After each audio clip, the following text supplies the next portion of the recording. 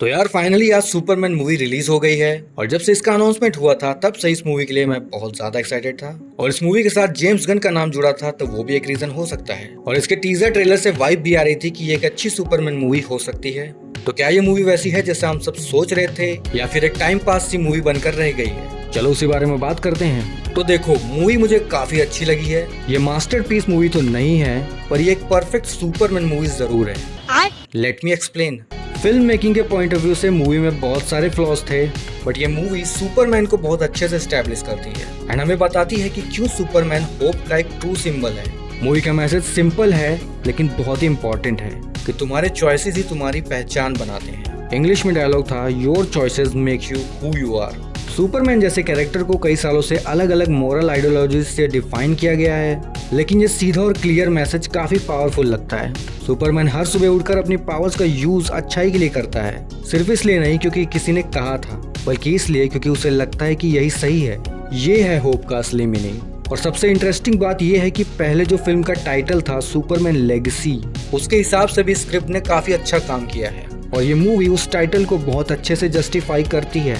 Superman के flight scene जिस तरह से शूट किए गए हैं, जो कैमरा एंगल्स मूव करते हैं, बड़ी स्क्रीन पर देखने में बढ़िया लगता है, स्पेशली 3D में। अब हाँ, मूवी में कुछ कमियां भी हैं तो उसके बारे में बात कर लेते हैं। जैसे मूवी का रन टाइम, 2 घंटे में ये मूवी बहुत कुछ दिखाने की कोशिश करती है पर अच्छे से दिखा नहीं पाती। फॉर एग्जाम्पल, जस्टिस गैंग को एकदम सही दिखा देते हैं, कोई बैक स्टोरी नहीं, कोई बिल्डअप नहीं। आई मीन किसी थर्ड पर्सन के थ्रू एक्सप्लेन कर देते। अब हम लोग तो कॉमिक बुक फैन है, हमें तो समझ में आ गया बट एक कैजुअल व्यूअर के लिए ये बहुत ही कंफ्यूजिंग हो जाएगा। और हॉक गर्ल की जरूरत नहीं थी इस मूवी में, उसका कुछ ज्यादा यूज भी नहीं था।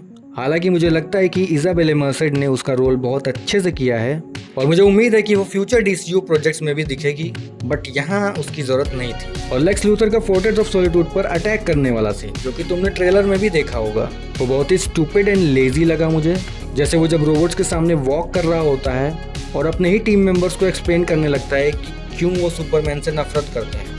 आई मीन अगर वो तेरे साथ काम कर रहे हैं वो भी 3 साल से, तो उन्हें तो पता ही होगा, तो ये एक्सप्लेन किसको कर रहा था? भाई बहुत ही लेजी राइटिंग थी यहाँ पे। और मेटामॉर्फो को भी ज्यादा नहीं दिखाया गया। कहने का मतलब ये है कि मूवी में कैरेक्टर्स तो ज्यादा थे और उनके कैरेक्टर डेवलपमेंट के लिए टाइम कम था। मूवी 15-20 मिनट और लंबी हो सकती थी पर इन लोगों को 2 घंटे में ही निपटाना था। और अब बात करें एक्टिंग की तो डेविड कॉरेनस्वेट ने सुपरमैन और क्लार्क केंट दोनों के रोल में बहुत बढ़िया परफॉर्मेंस दी है। उसका वॉइस मॉड्यूलेट करना मुझे काफी अच्छा लगा और जब भी वो किसी डिस्ट्रक्शन या फाइट सीन में होता था वो हर किसी को बचाने की कोशिश करता था। यहाँ पर जेम्स गन ने अच्छी राइटिंग की है, बस थोड़ा और क्लार्क केंट देखने को मिल जाता तो मजा आ जाता। रेचल ब्रोसनाहन, एक तो इन लोगों का नाम इतना डिफिकल्ट होता है कि जबान की वाट लग जाती है। रेचल ने लुइस लेन के रोल में बढ़िया काम किया है, शायद ये मेरी फेवरेट लुइस लेन बन गई है। मैं कैरेक्टर की बात कर रहा हूँ दोस्तों।